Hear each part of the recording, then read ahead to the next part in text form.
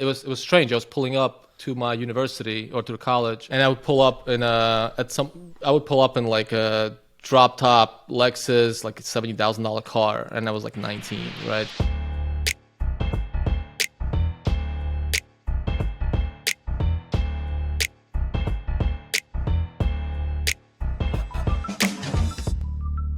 Dude, so Val, Shaan, he's not making it today, but that's okay. Your thing went viral today. How many likes did you get? Like 3,000, 3,300? Something like that. I had to turn off my notifications. I can't do when you work with. I don't know how you guys do it. I don't know how people do it while running full businesses, but I had to turn that off because I just can't concentrate. That thing just my phone was just blowing up all day.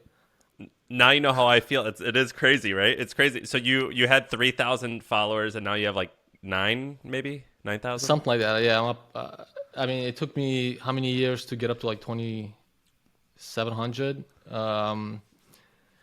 Now it's. I don't know. I didn't even look, to be honest with you, but I'm probably at like 8,000, 9,000 at this point. So, all right. The background here is I met you through we share like a best friend, Joe, and Joe told me about you. He goes, "This guy's crazy." And so, Val, let me tell you what I know about you, and you tell me if it's right or wrong, and then I want to hear your story. But basically, he goes, and I won't reveal too many numbers. I'll let you talk about any number that you want to talk about because I don't know if what I know is confidential or not. So I'm not gonna mention them. But you, as a 19-year-old, you came from Russia. You came from Russia. I came from Uzbekistan at the age of 11. Okay. And then you come here, you get a computer at like 16 or 17.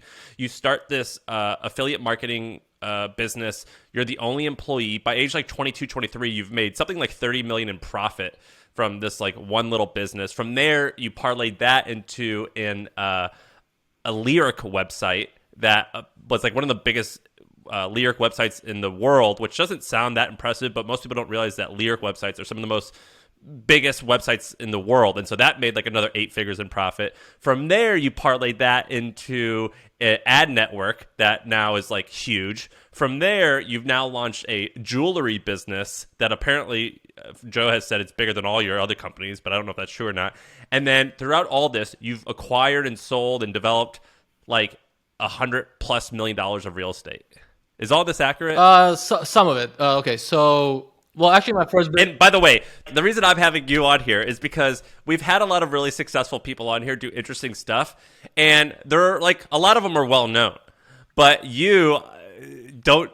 I basically the other day begged you to like tweet something, and I helped you write this tweet, and it took like a few days, and we got it out there. But like besides that, you've pretty much have never done any press. You've never talked about this publicly, and when I met you, I was like, this is a gold mine. This guy has so many interesting stories. We got to tell this story. So anyway, what was wrong and what was right?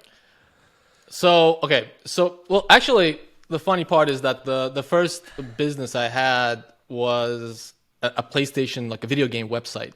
So it wasn't like huge, but I was in high school and making like $5,000 a month. That actually taught me a lot of lessons.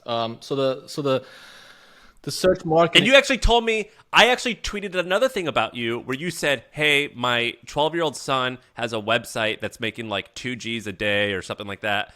And he needs an email service provider. Which one should he use? And I tweeted that screenshot and it went viral. Yeah, well, that was anonymous. I guess it's not anonymous anymore. But so that's interesting. I saw you post that. And he still has a website. It's not doing as well, but not quite at 2,000.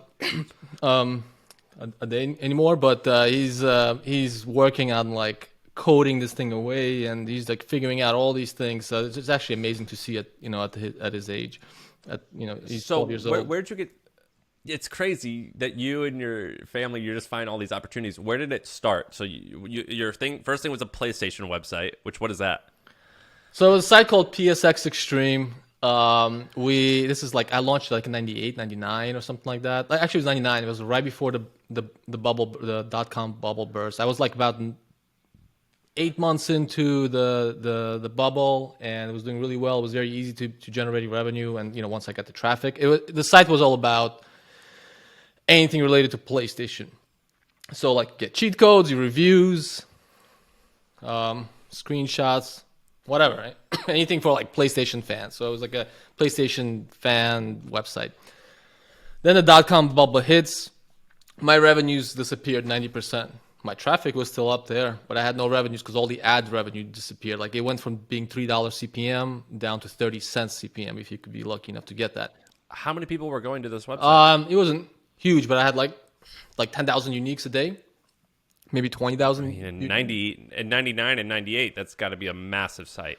Yeah, it was good. It was a good amount of traffic, and it was all free.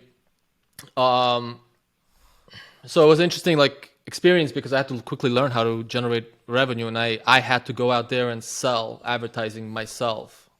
And and then once I figured out that I could sell advertising, I didn't have enough traffic. So I started going to other video game sites and saying, who had much more traffic than me, and said, hey, I got all these advertisers who would spend more if I had more traffic. Like, let me put ads on your sites. So I went to all these other video game sites and like just was a broker for advertising. So that was kind of like my first, making decent amount of money. I was making That's 5, crazy. and then like just from the site, and I was making probably another 10 a month from being a broker. And then the thing that you tweeted today, or maybe last night, basically you told the story about how when you were 19, after this PlayStation site, you built an affiliate ad site, and it made like I forget the numbers, but in 2 or 3 years, it was like over 30 million in profit. So what were you? You were selling stuff on behalf of half.com or eBay. Who were you? Or no, New York Times. You had like 800 basically you had like 800 ad accounts that sold different stuff. So like a New York Times subscription which sold for $100, but you were able to sell it for only $30, so you were able to keep the difference, something like that. Yeah, so it's affiliate marketing, but I used paid search, which was very new back then. And at the time, after the .com bubble burst, all the advertisers got all of a sudden digital advertising stopped being interesting. For a moment there, businesses thought it might, internet might be overhyped, right? Yeah. So all of a sudden you see kind of all these budgets just get pulled back, right? Especially all the brand advertising, but nobody really, so everybody had to still figure out how to get customers. So they said, okay, you know what? We won't do brand advertising. But if somebody drives us customers, we'll pay per customer. Like, we can't lose on that, right? So performance marketing. So that was around, and it was very accessible. And at the same time, the media wasn't expensive, right? Because the supply was there, but the demand wasn't there. So that's what I took advantage of. I started buying up a lot of the supply. Mostly was paid search. And that's what made everything so profitable, because I was just playing into those supply-demand dynamics that were working in my favor. But yes, what I would do is I would find an advertiser that had a product. I would test it on, at the time, kind of like the modern-day Yahoo paid search, or back then it was called goto.com. And then later Google came around. And so I would test that ad. If it works, I expand on it. If it doesn't work, right, I would figure out how to make it work, right? If there was a way to make it work. And yeah, just like it just I was able to spend $1 and generate $3. Selling? And what things were you selling? Oh man, everything. Yeah. And all of this was making like many millions of dollars of sales for your little one-person operation every year. Yes. That's crazy. Val, yeah, tell us a little bit about like what was going on in your life at the time. Like, did you try and go to college? Were you doing this while you were at college? Did you drop out? Like, what are you doing with your life? So at 19? I already had the business, and I got into I love finance. So I was like, all right, so I'm gonna do business finance, and I didn't really feel like I should be, but I only did it because, and I had no time for it.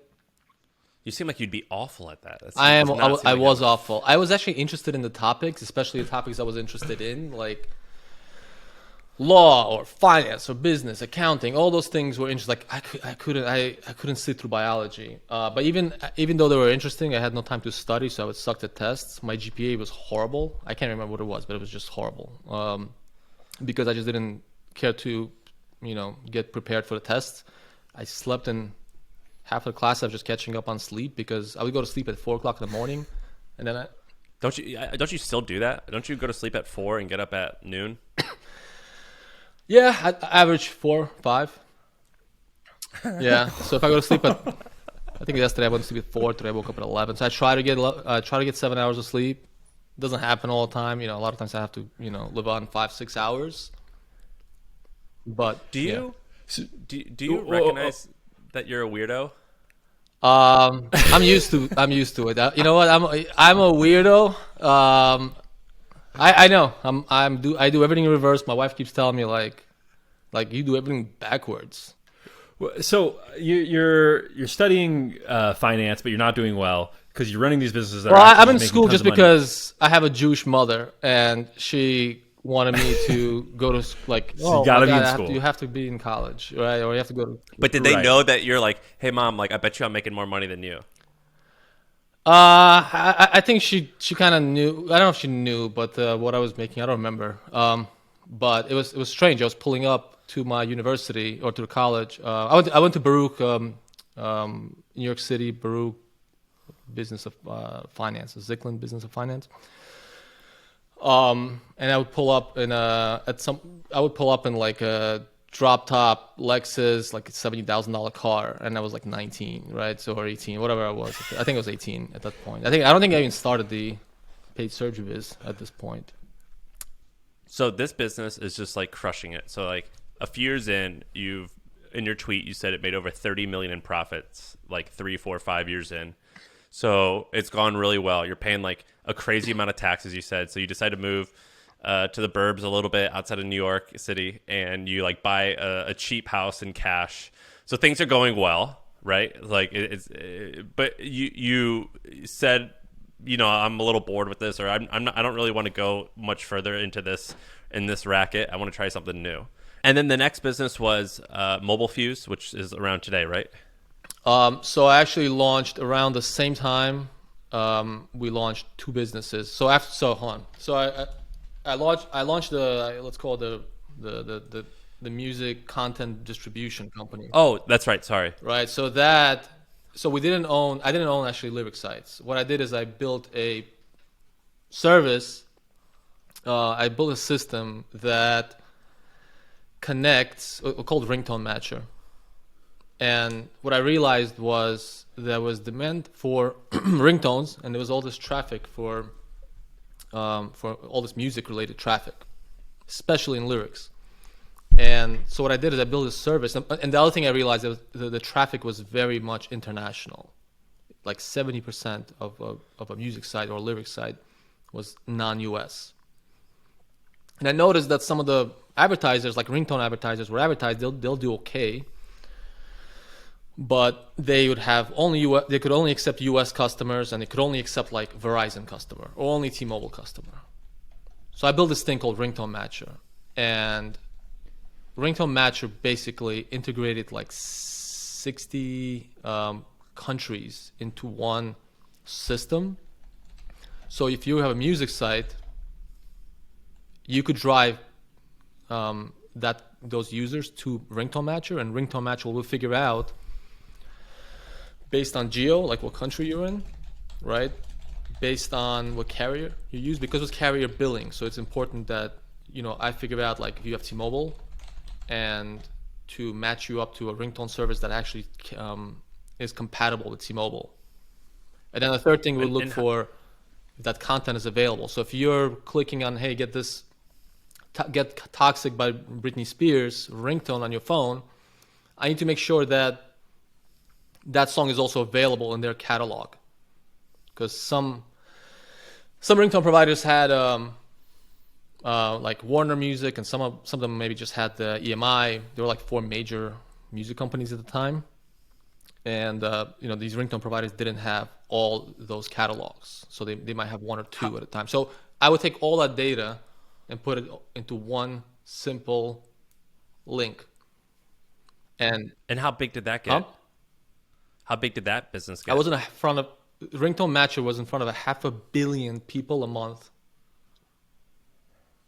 Yeah, 500 million. So, um, and it was everywhere. I mean, it wasn't just lyric sites. I was on CBS Radio, AOL Radio, Yahoo Radio, Last FM, like pretty much every music site. I remember even talking to Musically, which is TikTok now, right? I remember even talking to those guys. We were talking to WhatsApp in the early days, like when they were just two guys or something. Like we wanted to integrate because anytime somebody mentions music or a song or something, like I want my I want a ringtone matcher there to show up. So And but when you're using the word we again, it's not we. no, Then, no, this right? company was. So actually, that company, I started ringtone matcher myself. Again, I was a one-man show. At some point, there was one little group of guys who were pretty good at dealing with advertisers and or actually ringtone providers, and I felt like I need help on that front. And so I merged those guys in. So there were 5 guys that merged into my company to form Tone When you Views. say merge, who bought who? I was majority owner of the company, and then the 5 guys had they had a third of the company. I had 2/3. How big was it when it was just you? It was going nuts. But I believe the year we merged, it was 10 million. Just Profit. again, just Net. you. Yeah. 10 million profit with just you. Why do you think, so this is we'll get to the rest in a minute, but why do you think that you find this weird stuff, and why don't you hire people? 2 different questions, but how on earth do you find this type of stuff? You know, it's funny. Like I see how organized you are, right? Like you make your goals, you lay everything out on paper, right? You're very organized, and you could think about it. You ask people for feedback. I'm totally opposite of that. I just kind of go with where, like, I like to test things, and I guess I'm very curious. And I could be very, very focused, but if I get distracted, I get very easily distracted, right? So it could be like sometimes it's a curse, but sometimes it's a blessing. A lot of times it's a blessing. And I come across these interesting things, and my curiosity just takes it further. So so the way I actually came across this thing was because I felt that there was a point of my life where I was seeing Google was just too dominant part of my business, and I didn't like that because I didn't want to rely on any one thing. So I started looking outside of paid search for supply. And I came across these music sites, and I actually started testing Rhapsody on them because I had such a good deal with Rhapsody. I was like, let me start marketing them outside of search. And it did okay.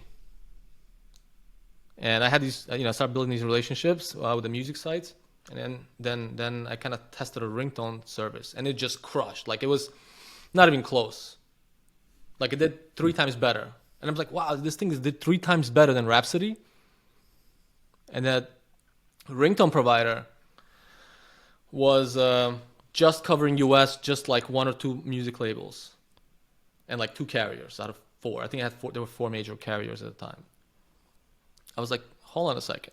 If it's already doing 3 times as well, what happens if I start integrating everything globally, right? So that's how Ringtone Matcher came about. When you launch stuff, what's your first version like? Junk. Like, do you get the idea It was and a it's freaking alive redirect. in 12 hours? It was a kiddie script. I wrote. This guy was kind of freelancing for me a little bit. I didn't even want to tell him about the idea. He's actually a CTO of one of my companies now. He was like 15, 16 years old. And I didn't want to tell him the idea. So I said, hey, how do you script this? How do you script that? So I scripted it myself. and so yeah, so it was pure junk. It was literally just a bunch of if and then statements on and ASP. We were running Windows Server on ASP infrastructure, so I had a bunch of redirects that were just doing a bunch of if and then statements and redirecting people based on certain parameters. When you're doing it, are you like? See, every time I've hung out with you, the reason I like hanging out with you and Joe, I consider Joe one of my best friends, and so I have like his attitude. You and Joe have the same attitude, which is like he's a little more laid back than me and you, I think. He is. I've never seen him lose his temper. He is very calm, and I'm like, hey, this didn't work out for this reason. He goes, oh, that's okay. Like, he's super calm, but you have that too. I think that what it is, you have this like, I don't know if the right word is like chutzpah, if the right word is like, I don't know what the word is, but it's almost like things I've heard. We're gonna get to the rest of the stories because there's like this jewelry business that you started, which is like seems like even bigger than all of the other things that you've done potentially, and you like do these things where I'm like, but like Val, you don't know anything about that, and like you don't even have any employees, like you don't know anything, but you just are like, yeah, but whatever. We'll just go a little bit further, and then we'll see what happens. And then if it sucks, I'll bail. You know what I mean? Like you have this like, oh shucks attitude, like, oh, yeah, we'll see what happens. It's very interesting. Whereas like if I was doing what you were doing, and I started seeing those results, I'm like, is this illegal? Am I breaking the law? Am I gonna go to jail? What is going on? Like it's almost like most people would have self-destructive tendencies when they see this like going so well. Yeah, look, I see that all the time. I feel like people tend to overthink things and spend a lot of time like analysis paralysis. And the reason I think a lot of people are successful, like especially somebody like me, is while somebody's thinking about perfecting one thing, which by the way will still have a 60% failure, right? On that one thing that you just overthought. I'd rather test 10 things within that same time period, and I will likely have a better accuracy, or I'll have a better chance of hitting it out of the ballpark with one of those 10 things, maybe more than one of those things. Yeah, how did you get into the jewelry business to start with? So after I sold those two music-related companies, which I took like 3 years off. I thought I retired. I'll retire, but it was anything but. I just started getting like my curiosity was just taking me into all different like. I was on all these boards and I was like investing into a bunch of things, and I realized after 3 years that I need to build something again. So I started looking at. I knew that I wanted to do something where it's fixing or disrupting a fragmented space. I didn't really want to go after like corporate America. I wanted to go after like mom and pops. That when I say mom and pops, it could be like I'm thinking like car dealerships, right? They do tens of millions of dollars. It doesn't mean they're tiny, right? So I wanted to go after something like along those lines. And I had some investments in the jewelry space. I had some family in the jewelry space. It's a pretty tight-knit community. I just happened to be had some family that knows that business. I actually worked as a teenager. I worked every weekend. I worked in a jewelry store. I knew how to fix jewelry. I mean, I would sit on a bench with a blowtorch at like 15 years old, because my cousin taught me. It was a family business. My aunt and uncle's business. They had a couple jewelry stores, and they taught me how to fix jewelry. And so I knew the business a bit from the retailer's perspective. It always seemed like a very weird way to do business. I always had questioned everything like they're doing.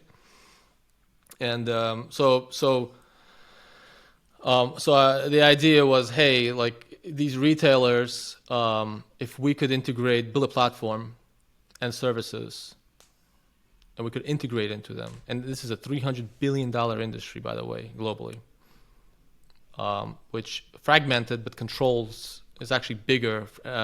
Independents are bigger part of the business, fine jewelry, than the majors, the chains.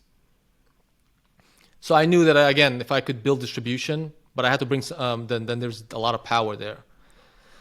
But I have to bring value, and that's where my expertise in data and marketing, digital, all that came into to fruition. So we basically put this thing together. We integrate into the stores and help them grow, help them bring customers, cut costs, increase their revenue. How much did you invest to start it? To start it, to start it, I think we started off with a couple million. So you put $2 million of your in own the beginning, money. yeah. How big is this? But you've done more. I think you put more in since. How big is this going to be? I put in way more. At this point, I put in 8 figures into this business. I think it's a multi-billion-dollar company in the future. For real? You think it's a multi-billion-dollar company, like to sell? Yeah, market cap. I believe that I don't know if there's anybody big enough to buy my company or this company. We actually have a lot of people this time around. It's no longer just Val. We have a lot of employees. I believe this company will be, if it's successful and we could do what we need to do and we could really help all these retailers step up their game. I don't think that there's really a company in that space that would be big enough to acquire us. So But are you the CEO of that Yeah. company? Is that smart? That doesn't seem like you get up at 11 a.m. and like you go to bed at 4. How are you the CEO of a company that could be $1 billion company? Yeah, no, good question. Look, we have a great team that is able to execute. How many people? It's hard to say. We became pretty global, but our offices outside of the U.S. are not all they're not employees, right? So all in. If I had to talk about factories, our tech teams, our marketing teams, we're probably talking about 70 people at this point. Wow. And who's but you're not running the day-to-day of the business, are you? Oh, hell yeah. 95% of my time goes into this business. So then are you talking with the employees and things like that? You're running all hands meetings and things like that? Yeah, I'm not big on meetings, I'll be to be honest with you. But I'm very accessible to all my team. Everybody on my teams have access to me. I go into the office in the city. We actually we were in the office June 2020. We had, COVID. It was ghost town in the city, and we had to figure out how to be in the office because it's not just a digital ad business that I could just operate from work from home, right? We had to have people in the offices, and we did all kinds of things. We got cars to pull people in to the office, but anyway, I'm there. I'm in the weeds. But it's not like you're kind of downplaying it. I invested in one of your properties. We bought a sixplex in Greenpoint, I think. I forget. Well, we essentially bought I don't even- land, right? We bought a house because it's going to be knocked down. We're going to build a brand new. We're going to ground up construction. It's going to be like a nice condo building. Yeah. That's what I mean. But I didn't even look at the details. I was just like, anything that Val does, I'm part of. But it's way bigger than you're just saying. It's a project. I think you've bought $100 million worth of real estate, right? No, I haven't bought 100 million. We have 6 projects. A couple of them are already completed. The third one is just about to be completed. Actually, the first 2 were completed and completely sold out. The third one is about to be completed and go on the market. And then we have 3 other projects, and they are getting bigger and bigger. The value of the combined sale value of those projects would be approaching $100 million. What are you tinkering on now? What excites you now? And someone asked a good question, which is, what is the equivalent of ringtones today? What's the equivalence of? It's just crazy that it's just like you're kind of like this like digital cowboy. You're just like this like one guy in the Wild West doing this shit with like no rules. I just think it's hilarious that you are just a pirate who's taking it to the extreme. Where are the digital pirates at right now? It has to be like TikTok. What do you mean? It's you look for like those spaces that haven't been touched, right? Because people ask me, and I think that's what you're saying. Like, what can be marketed these days, and how to get that kind of scale? And I don't. It's hard because what I've seen over my career is that the windows of opportunity, those white spaces, right?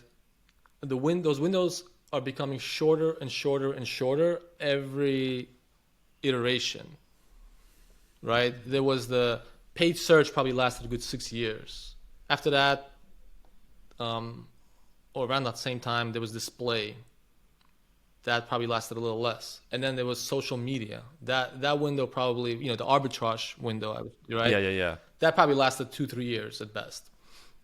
Now you talk, now you got like Instagram and TikTok, and you got the Instagram Reels. Those are probably also 1 year windows of opportunity. If you could kind of catch that lightning and build on it, then you got something. But your window, and it's all rooted in distribution, which is how do you get distribution quickly? And you're saying that you think that's TikTok. Do you think that window is still open? I think if you have a knack for understanding how get virality or get content, then you have your own distribution. If you don't have that knack, you got to figure out how to work with people that have that access. So if there's one company that could work with all the Sam Parrs, right, all the podcasters, how much is that worth? Like, we're using a platform here right now, right? That is a smart. they're doing the right thing. Like, they're focusing on guys like you who have all this access, but they're not selling anything, right? They're just selling you a platform. If somebody could figure out how to sell a product across a number of podcasts, that's worth a lot, and you can move a lot of product. And by the way, it doesn't have to be podcasts. What about all the TikTokers who are doing all those dances, right? I know, like for one company, they scaled to like 80 million in sales a few years ago. I'm not going to mention the name of it, but they scaled up to like 80 million in sales just on the back of YouTube influencers. What was the product? It was a cosmetics related product. And they just... Cosmetics. What's that? Cosmetics. It was just like makeup or something, or lotion. Yeah. The numbers were just insane. And it was just a long tail. Like, it wasn't just the big influencers. Even the like thousands of mediocre influencers, or the smaller ones that just drove it. So stuff like that, like, latch on to something that is big, especially if you could latch on to the long tail of it, because not a lot of people look at the long tail part of businesses.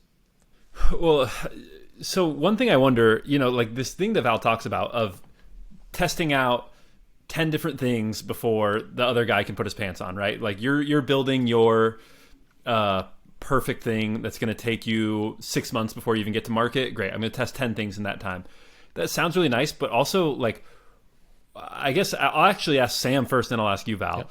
Like, what do you think it is about Val? What do you think it is about either his skill set or his personality that allows him to do that much testing where other people just like can't figure that out, apparently? I think that this is a common thread that I've seen.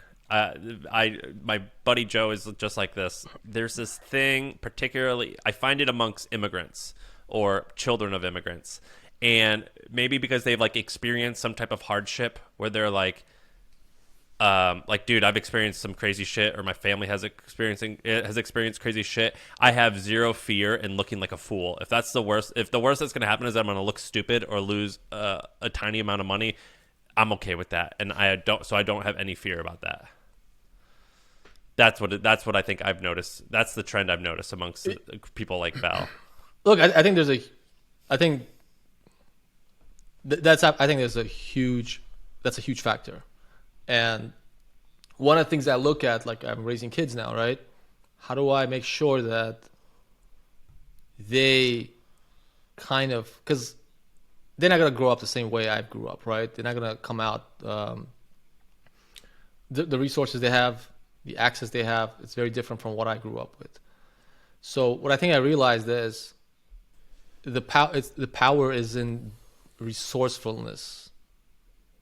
Okay, I was able to make a lot, or do a lot, I should say, whether it's money or whatever it is, right? It doesn't have to be just money. It could be whatever excites you, right? But I was able to do a lot with very little.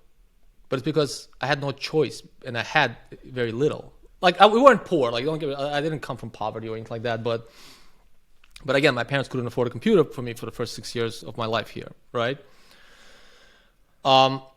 So I got to think, like, how do I recreate that? And you can't really recreate that for your kids. But I figured, okay, I'm not gonna give my kids everything on a silver platter. So you just talked about my son. Like he is, his DNA is very like mine. Like he's way ahead of me because he has all these tools. Like he has a computer way before me. I didn't buy him a computer. I made him save up the money. I don't care how he does it, birthdays, work, whatever. During that time, he researched all parts and everything. I think at the age of like 7 or 8, he built a computer, bought the parts by himself. He built a computer from scratch by himself. I didn't even help him. That's crazy. So he now built 2 computers, and he taught himself how to code. And so I suppress resources for my kids systematically. Not like I don't feed them. Like they're doing just fine. Like they go That's to good to great hear. school and Yeah. everything. And they live in a nice neighborhood. But I systematically make sure that they're not given all the resources, because that's how you naturally learn to become resourceful. What do you think it is? Yeah, Ben? fundamentally, it's about doing more with less. Essentially, you're saying. Yeah, but it has to start from day one. Are you driven by money? Yeah. Yes and no.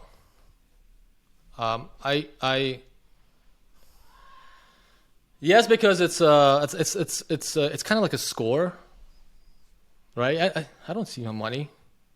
It's like it's a number in a bank account, right? Like it's not like back in the days where you look, it's not like we're Scrooge McDuck, like, and you get to jump through the vault of cash, right? Like I would watch it as a kid, and I was like, wow, I want to be that guy one day. But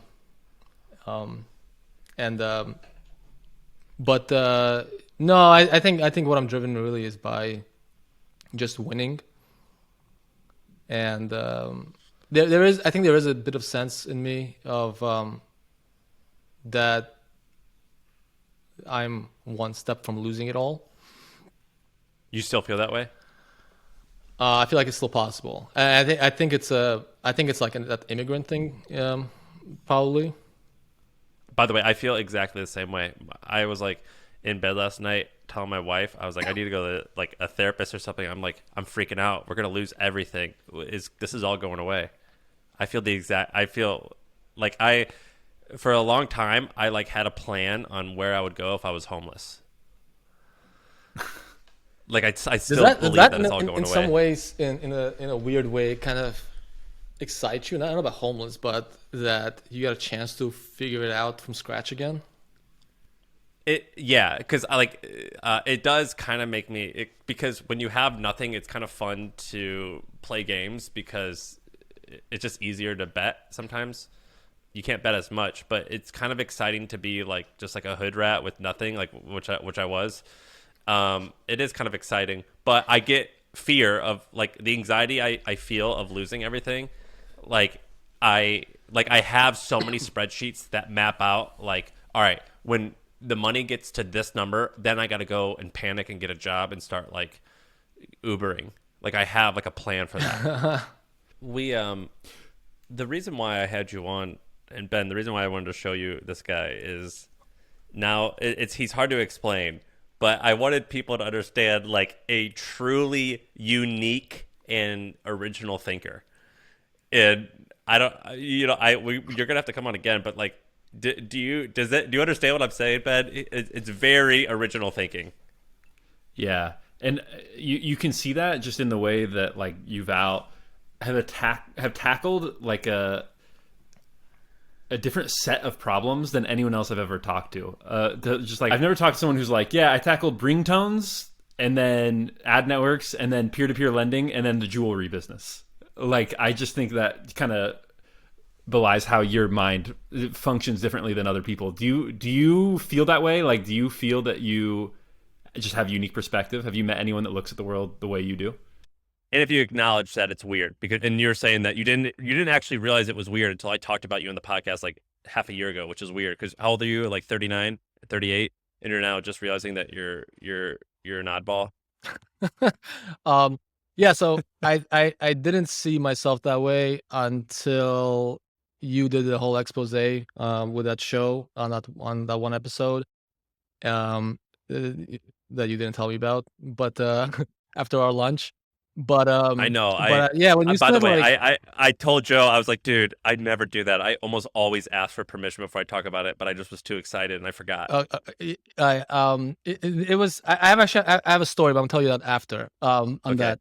But so to me, like when you said like, oh, this guy goes from this industry to that industry, he's like jumping all over the place, and he's kind of successful or successful and at doing it. This is like crazy. I was like, huh. I never thought of it myself that way. But it makes sense. Like I don't know. I keep jumping different categories. I guess again, that curiosity just kicks in, and I just, but I go after it instead of just what if, I just kind of go after it. But no, I until now I really haven't realized that how odd that is. But thank you for letting me know that I'm really strange. I just think that like there's just a bunch of unique things about you, and I think it's so cool. When I say weird and odd, that's a really good compliment, by the way. Yeah, listen, I know always, you well enough now to know that's a compliment. So the funny story about, again, before you, I was pretty under the radar, right? Like yeah, you can find stuff on me, you have to really look. Like nobody really put it out there, right? And so then Joe tells me like, you're gonna do the podcast, and I didn't tell my wife. And then the podcast comes out. I'm like, hey Sarah, this guy did a podcast on me. She's like, and who cares about a podcast? She's like, but he's gonna talk about me. She's like, who cares? Like, what a couple hundred people gonna listen? I'm like, apparently this guy has like 1 million people listening. She's like, oh, great. She's like, did he ask you permission? I was like, not really. So I don't really know what he's gonna talk about. So she's like, okay. So the thing comes out, I was like, so we're listening to it, and you keep saying Val. You keep saying Val, Val, Val. Like you never say, right? Never say my last name. And then you and Shaan go into like this tangent talking about red pill and blue pill or whatever. So she's like, and so we thought like it's it, Val part is over, right? She's like, okay, it wasn't so bad. He never mentioned your last name. Who the hell is gonna figure out who's Val? And then after you went off to a tangent about the pills, and you're like, oh, by the way, I forgot to mention his full name. Let me spell it out for you. And you literally spelled my last name. So she's like, I'm gonna kill this guy. oh, she was bad. No, she wasn't bad. She's very nice. Everything I thought that everything we said you could find publicly, and we didn't reveal anything like crazy. And I try to only like I just read your LinkedIn. That's basically all I did. Yeah, you could think, find stuff about, but it's one thing to information to be out there and for somebody to look for it. But it's another when you're on full blast, right? Like, and it's being discovered. So right by Yeah. audiences. So that's all new to me. I know. I felt like an asshole when that happened. I'm normally always good at that. So like if we're out with friends and people are talking about stuff, I'm like, hey, is this private or not? Like they have to make sure they say it's private around me. Yeah, Um, you're a nice guy, so I'll let it slide. Okay. yeah, I blew up your spot. And yeah, that's something I remember the day that happened. I was like, oh my God, Joe, I didn't even realize it. Because sometimes when Sean and I are recording, I forget that it's the podcast. I just like it's just like friends Yeah, they're just talking talking. Yeah. to one another. And I forget. I'm like, oh my God, I forgot. I just said that on air. I can't believe that. So that was one of those examples. But dude, this was awesome. What do you think, Ben? This is pretty badass. This is great. It's got me fired up to go. I know you're doing your Airbnbs this year, Sam. That's kind of your thing. But Val it's told got me me not to fired do up. it though. Right before this podcast, he said, "Don't do it." Oh, really? Yeah, I think I'm gonna That's do it anyway. interesting. But I told him these two ideas that I might work on, and he basically said, dude, I was like, should I work on going hard on content? Should I work on this job board idea or this Airbnb thing?" And he goes, do content. And I was like, oh, that's what I don't want to But do. I said don't do it now. Well, I didn't actually. He literally sent me his response like 3 minutes before the podcast, so I didn't entirely read the. I haven't read his whole reply, but he's like the land thing that's just gonna bog you down. That's what he said. Yeah, I think So, I think so. I think it's something you could do in the future, but not now. I do feel inspired after hearing about and from Val of like, I need to be trying more things, like just taking more swings and like putting more experiments out there to see kind of what lands. I like that. Yeah, listen, dude, he's throw stuff amazing. against the wall, like see what sticks. What's the worst? But when when most people throw stuff against the wall, it's a half-ass attempt.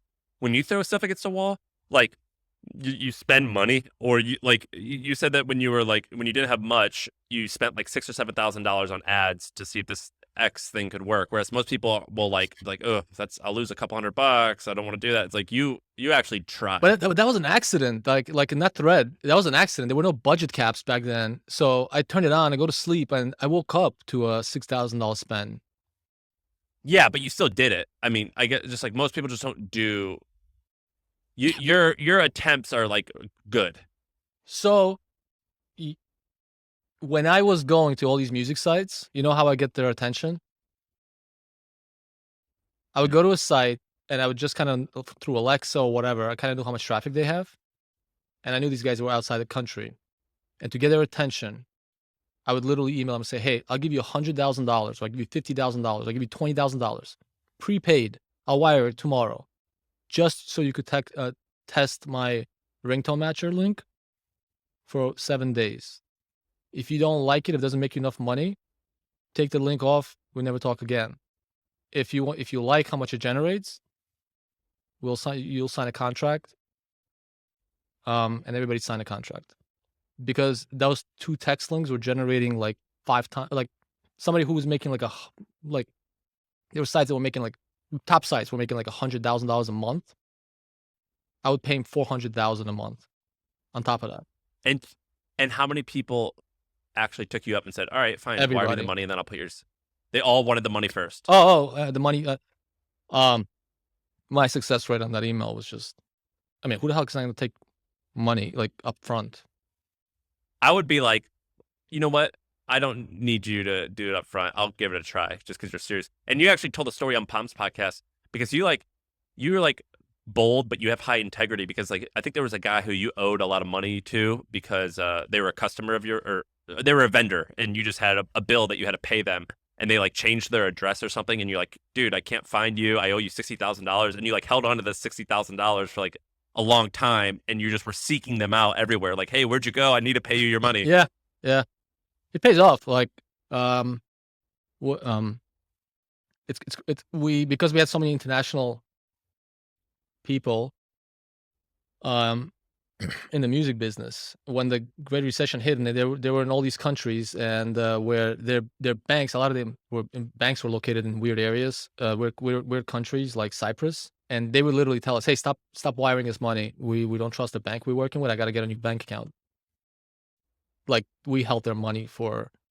They told us to hold their money for I mean, we had millions in our bank account that didn't belong to us, and all these sites basically told me like I was kind of like their bank for a while because they didn't want to get paid and they didn't trust the bank. It was phenomenal to me. Like I couldn't understand that they trust me with their money. Um, for I mean, it was I think in some cases up to a year. We were holding their money because he had nowhere to send it. That's Yeah. crazy. Dude, this is a good conversation. I'm happy you came on. This is awesome. Um, Listen, you're doing. I told you before. I love your podcast. It's it's very like it's very like layman terms, right? It's actually takes a lot of intellect, in my opinion, to dumb things down.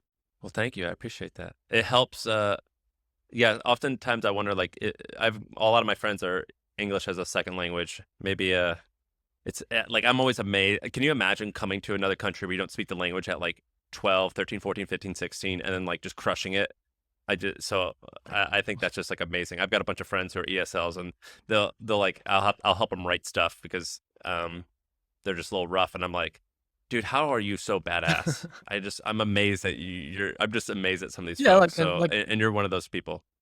yeah, whether you're a cell, like my English is pretty good now, but I still can't Yeah, put my thoughts together in a way that makes it so interesting for people to understand, and you know how to break that down. So like you help me with some of my one of my pieces on that. So that's power.